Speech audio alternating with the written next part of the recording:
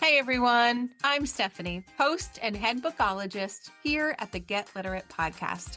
I'm a book-loving, notebook-hoarding reader and writer on a mission to change lives one book and one notebook at a time. On this podcast, we explore the power of books and reading and notebooks and writing to make life better and to feel better too. You'll find episodes exploring the reading and writing life and how it can make our actual lives better. You'll get book recommendations and notebook invitations around particular themes, and you'll meet authors and special guests who'll help us take inspired action in our own daily practices. So, grab a notebook and your TBR list, and let's get literate. Hey everyone, welcome back to another episode of the Get Literate podcast. I'm Stephanie Affinito, your podcast host, here with another episode on how reading and writing can make life better. Now, if you listened to last week's episode on the joy of tiny writing and you loved it, then you are in for a treat this week. Because this week, you might consider this episode the sister episode to that one. Last week, we talked about the joys of tiny writing, how one sentence a day could change everything. And this week, we're talking about the power of short reading to calm us down, soothe our systems, and give us permission to pause. Now, there is a sort of healing magic in short stories and essays, in my opinion. They're like these literary micro moments that just give us permission to pause, to breathe, to reconnect with ourselves and whatever we happen to find on the page. So when life feels overwhelming, if you feel like your to-do list is never ending, if your attention span is just too scattered to read something long, then this episode is for you. We are talking about why you need to create a pause pile. And not only do I want you to create a pause pile, I want you to create a pause practice. So I hope you're intrigued. Let's get into it. Now, we know that life is busy, right? There are constant things going on, a ton of notifications coming through our phone. There's mental clutter. There's all sorts of things that can keep us from feeling calm, from feeling grounded, and quite frankly, can keep us from our reading life. But what I want to talk about today is why taking a little reading break, taking a little miniature micro reading pause might be just what we need. Now, you can call this whatever you'd like. It could be a reading snack. It could be a pause pile, which is a pile of books to read when you only have a couple of minutes. Maybe you call it your timeout TBR. You can come up with whatever clever name you would like, but basically, I'm here today to talk about these small reading breaks, these small reading snacks, these small pause practices as a form of self-care, right? A literary pause as a form of self-care that meets us exactly where we are. We don't have a lot of time. We don't have a lot of bandwidth. We don't have a lot of mental energy to give to a book, but we need a break. We need to be soothed. We need to calm ourselves down. We need to be de-stressed. A reading pause break, which is just a couple minutes of reading, could be exactly what you need. And when I say a small pause break, I mean 6 minutes. You knew I was going to say 6. If you've listened to this podcast, you know that it only takes 6 minutes for your body to respond on a cellular level. 6 minutes of a quiet, meditative state where your eyes are moving left to right over and over and over and over again. That is enough to calm our parasympathetic nervous systems, to lower our heart rate, to relax our muscles, to decrease our blood pressure, to help us breathe. That's all we need. And so I'm here today to talk to you about a pause practice, how and why and where you can get in those 6 minutes of reading snacks, and your pause pile, a special pile of books that is focused on short stories and essay collections. Now, why are short stories and essay collections ideal for this? For the record, any kind of reading for 6 minutes is going to give your body and your mind the kind of pause it might be craving. However, I do feel that short stories and essays offer a particular kind of soothing when you only have a couple of minutes to read. Number one, you can finish them in one sitting. You feel the sense of accomplishment, that you're not rushing to get it done, that you're not leaving it behind, that you failed to finish. The idea is if you only have a couple of minutes, you can show up, read it from beginning to end, and feel that sense of completion. You also only need a little bit of mental bandwidth, right? You're only reading for a couple of minutes. So even the busiest, overwhelmed minds can focus on that short text in that short period of time, which is ideal for when you're busy, you don't have a lot of energy, and you just need a break. Now, short stories and essays, because by default are short, every word counts. Every word is powerful. Every word is literary. Every word is beautiful. And you can't help but slow down and pay attention to that beauty. Now, short stories and essays are often emotional. They're usually important or inspiring in some way. They can give voice to what we're thinking in our head. They could deal with complex emotions, but they are typically something that is important and inspire and teaches us a lesson. It highlights something, and it's typically some sort of turning point, like a moment of grace, a moment to decompress, a moment to uncover some truths. It's just packed into a very small package, which means we can enjoy it at any time. And these short stories and essays, they're often focused on these small, isolated, intimate, reflective experiences. They are small moments in time. And by reading about these small moments in time, we can get lost in them. We can forget about our own overwhelm for a moment and just feel less alone in the midst of what could be a busy or even a traumatic day. They're not distractions, although maybe they feel like it, which could be a good thing, but they are often pretty grounding. The beautiful language in them just brings us right back into the moment, right back to the present, without pushing, but by inviting into this beautiful text. So if you're thinking throughout your day that a pause practice would be wonderful, these quick little reading breaks that can help you recalibrate and recharge and de-stress, I want you to think about picking up a particular kind of book, a short story, or an essay. And I want you to create a pause pile for yourself. A pause pile, right? I just love putting fun little names on things.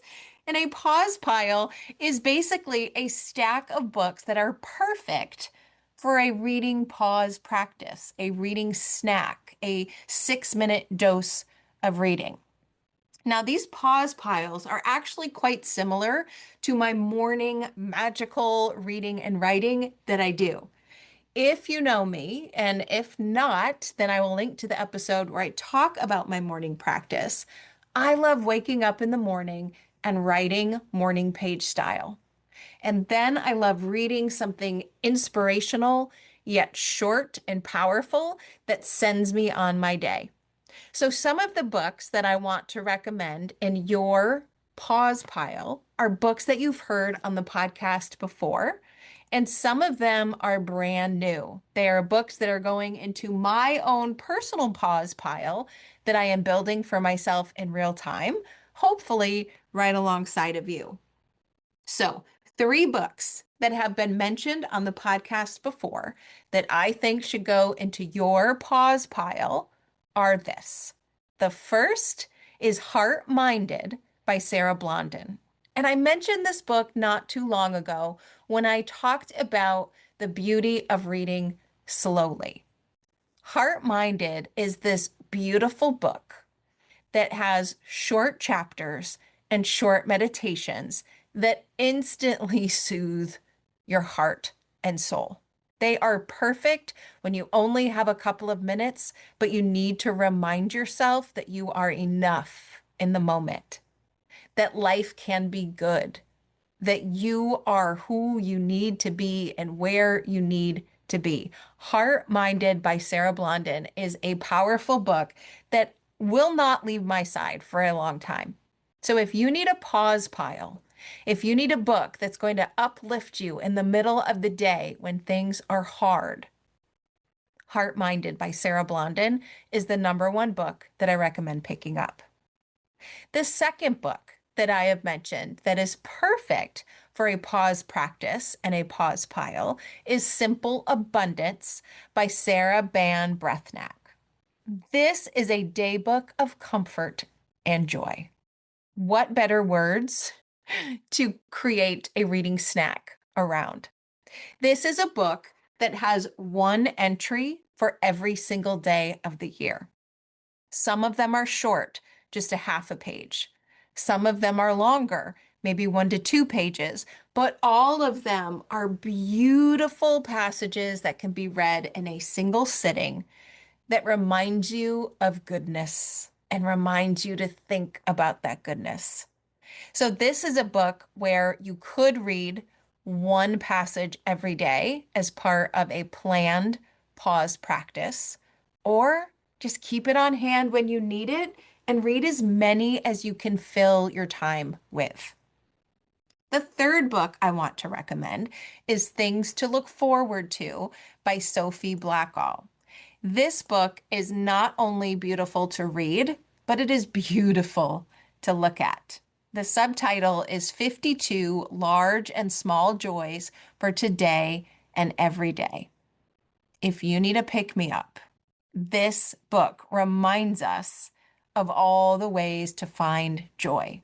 Big ways like loving your family and appreciating where you are in the world, and small ways like drawing a face on the egg in the egg carton in your refrigerator for someone to find it. It's a book that reminds you that joy is everywhere, and it's the perfect book to do so in the midst of a busy day when you need a quick pause. So, those are 3 books that I have previously mentioned in other episodes of the podcast. But I want to mention a couple of books that I have not read completely because they are currently in my own pause pile. They are in my own magical morning reading and writing bookshelf. The first one I want to talk about, and actually I should say the first 2, because Brianna Weist has written both of these, and I have both of them that I plan to go back and forth between. The first is titled 101 Essays That Will Change the Way You Think. And the second is titled When You're Ready, This Is How You Heal. Both books are beautiful essay collections. There are short essays that read like a meditation. They include essays on why you should pursue purpose over passion, why you should embrace your negative thinking, how you might see the wisdom in daily routines, how you can become aware of your own thinking and how that impacts your life. There are so many different little opportunities for reflection, for learning, for possibility, for all of the things that you might need in the midst of a busy day. Now, 101 Essays to Change the Way You Think is framed around those ideas that I just shared. But This Is How You Heal is another similar book, but is specifically focused on healing, whether that's healing from loss and grief, whether that's healing from some other aspect of your life. It's similar to the 101 essays, but there's over 45 new ones that just help you find some inner peace and help you on, in the publisher's words, on your path to true transformation. It says it's a balm for any soul on the journey of their own becoming. So I feel like it's the perfect book. And from the essays that I've seen, I know it's the perfect book to give you that midday break that you need to keep going and to keep your head up. Now, the next one I want to recommend is definitely a bit more literary. And some of you may have read Barbara Kingsolver's other books, beautiful novels.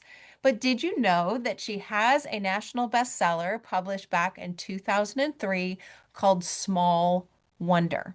It is an essay collection where she is writing about everything: nature, family, literature, the joys of everyday life, while also tackling some of those bigger issues in our world as well.